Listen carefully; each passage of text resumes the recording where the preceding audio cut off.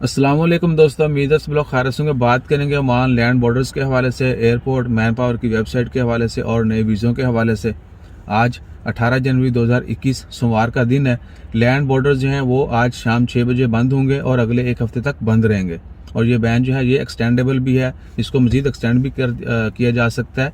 तो सिर्फ बॉर्डर ज़मीनी रास्ते जो हैं वो बंद होंगे, एयरपोर्ट जो हैं वो ओपन रहेंगे और फ्लाइट स्केड्यूल जो है एज इट चलता रहेगा। अगर उसके बारे में कोई अपडेट हुई तो वो हम भी इमीडिएटली शेयर करेंगे, बाकी न्यूज़ मीडिया में भी आपको पता चल जाएगा। एयरपोर्ट ओपन रहेंगे, फ्लाइट स्केड्यूल एज इट चलता रहेगा। उसके बाद है मैन पावर की वेबसाइट पायन चल रही है, मैन पावर की वेबसाइट चल रही है। ठीक है, बहुत सारे दोस्त पायन नहीं चल रही, ट्राई किए बगैर बता रहे हैं नहीं चल रही। भाई देखें, हमें कंप्लेन मत करें, हम तो इन्फॉर्मेशन शेयर करते हैं। हम कंप्लेन अगर आप हमें करेंगे भी तो हम तरला ही करेंगे। पायन चल रही है, हाले भी चल रही है। अगर मैं अब इधर दिखाऊं भी तो आपको देर हो जाएगी, मैं दिखा देता हूं वैसे आपको किधर की मैन पावर की वेबसाइट। ओमान मैन पावर, ये लें जी, ये मैन पावर की वेबसाइट जो है ये चल रही है। तो जब तक जो है ना बंदा मिन्नतां तरले ना कर ले, मानते नहीं हो तुसी। तो उसके बाद है जी कि वीज़े क्या इशू हो रहे हैं या नहीं हो रहे। वीज़े भाई देखें, वीज़ा इशू होने का तल्लुक मैन पावर की वेबसाइट से नहीं है। वीज़ा की क्लियरेंस, अप्रूवल और बहुत सारी दूसरी सर्विसेज जो हैं वो मैन पावर से कनेक्टेड है।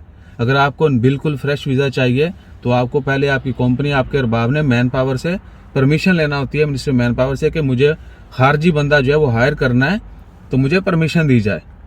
ठीक है, गवर्नमेंट का रूल है, कानून है। तो वो अप्रूवल, जब सिस्टम डाउन था तो कहाँ से परमिशन लेते। हर चीज़ तो ऑनलाइन है। मैन पावर उसके बाद कनेक्टेड है आरओपी से, इसके अलावा मैन पावर और बहुत सारे मिनिस्ट्री के साथ जो है वो कनेक्टेड है। तो जिन दोस्त अब आपकी ऑलरेडी क्लियरेंस हो चुकी है उनके वीज़े इशू हो जाएंगे। और आरओपी क्यों वीज़ा इशू नहीं कर रही, इसके मतलब जो है हम ये नहीं कह सकते कि वो टाइम इतना क्यों ले रहे हैं, क्योंकि नॉर्मली 4-5 दिन में वीज़ा इशू हो जाता है। इवन के दूसरे तीसरे दिन भी हो जाता है कोई भी वीज़ा।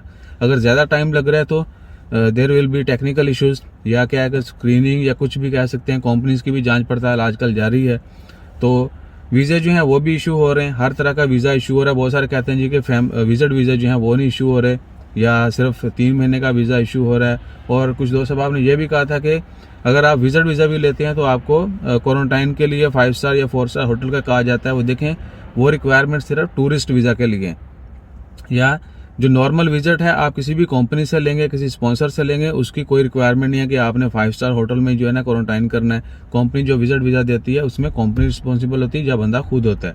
आपकी चॉइस है आप कहाँ पर क्वारंटाइन करना चाहते हैं। सिर्फ जो बंदे टूरिज्म के हवाले से ओमान में आना चाहते हैं उनके लिए लाजमी है कि उनके पास होटल की रिजर्वेशन होनी चाहिए, 4 to 5 स्टार होटल। ओके, उसके अलावा उनकी बाकी जितनी भी रिक्वायरमेंट है। और ये भी पता चले कि विजिट वीज़ा के लिए रिटर्न टिकट लाजमी है। बेशक आपका फैमिली विजिट है, आपका दूसरा विजिट है, आपका दो वीज़ा है जो है वो टूरिस्ट वीज़ा है, आपके पास रिटर्न टिकट होना लाजमी है, होटल बुकिंग होना लाजमी है।